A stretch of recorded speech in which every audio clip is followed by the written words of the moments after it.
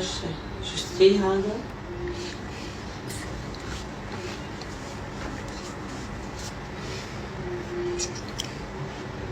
وين رجعنا وين؟ لا شفته ذاك. يسعد اللايف وافتح الموضوع واحكي وياكم. لا مو بهذا النشار، ذاك الثاني.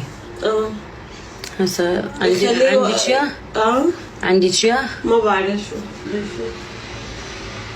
بس خليه يحط بالحسابين يعني مو بحساب واحد. قلت له هسه راح احكي بالموضوع بس خليه يصعد اللايف حتى الكل دا يفتهم. هذا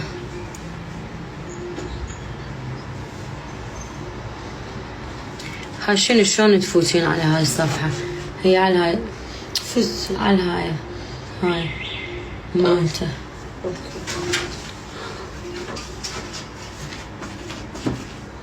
شكرا وممنونة اني منكم. فتي؟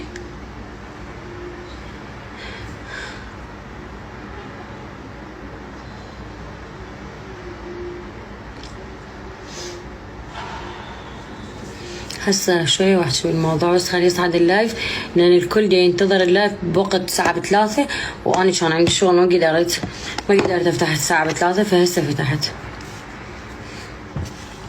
تأخرت يمكن نص ساعة.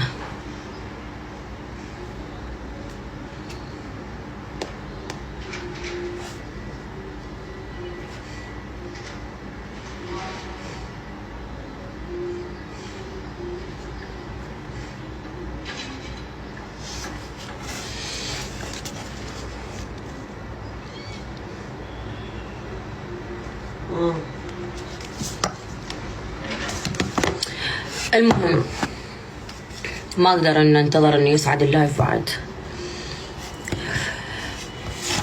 اول شي السلام عليكم كليتكم. ثاني شي محاللين وموهوبين كل البيجات بصورة عامة لشكو شخص نشر علي بالسوء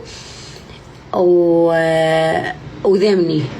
بس اني اقول لكم انه انتم ما مفتهمين الموضوع نهائيا. شلون؟ انا اقول لكم شلون.